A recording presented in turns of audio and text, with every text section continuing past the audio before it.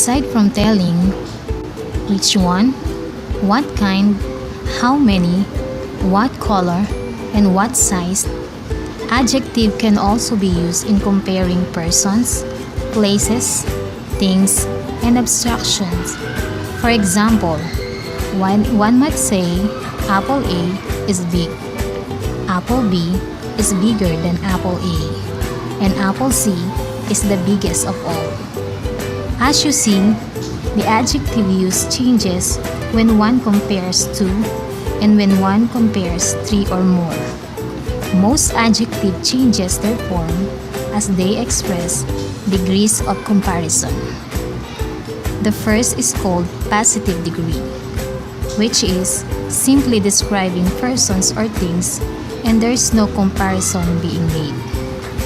The second one is called comparative degree, which is used in comparing two persons or things. Most comparative degree adjectives are formed in one of two ways. The first is by adding an ER ending to the positive degree form, as in tall, taller. The second way is by adding less or more before the positive form. Adjectives with three or more syllables, beautiful for example, is almost always form their comparative degrees this way. Finally, the superlative degree. Superlative degree used when comparing three or more persons or things. The apple at the far right is the biggest of all three. Most superlative degree adjectives, as with comparative degree adjectives, are formed one of two possible ways. One is by adding an EST ending, as in biggest. The other is by using the word least or most before the positive form, as in least industrious and most industrious. Least and most are normally used with adjective that has three or more syllables. Now, let's talk about what we call irregular adjectives. There are some adjectives that just don't follow the rules. Yes, it's quite true. And these are irregular adjectives because they form their comparative and superlative degree irregularly.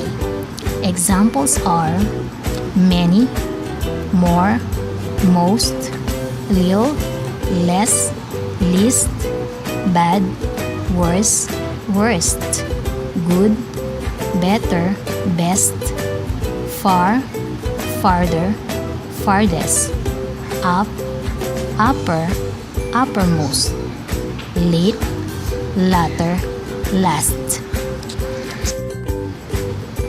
The only thing one can do is learn what are these irregulars are and memorize their comparative and superlative form. That way, they won't give you any trouble. Well now, does everyone understand what we mean by the degrees of comparison of adjectives?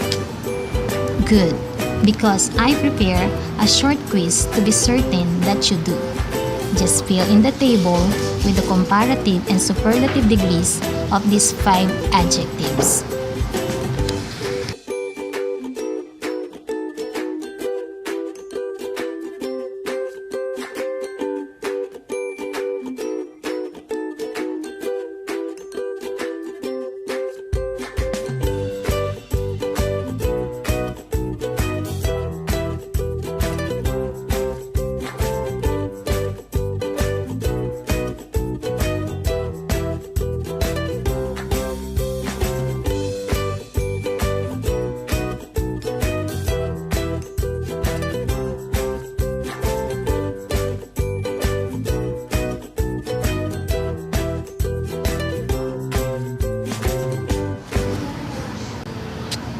Well, there you are.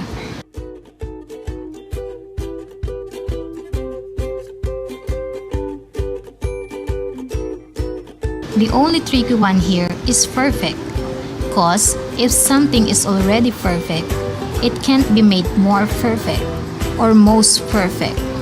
Adjectives such as perfect can't be compared because they already expressing absolute state or quality.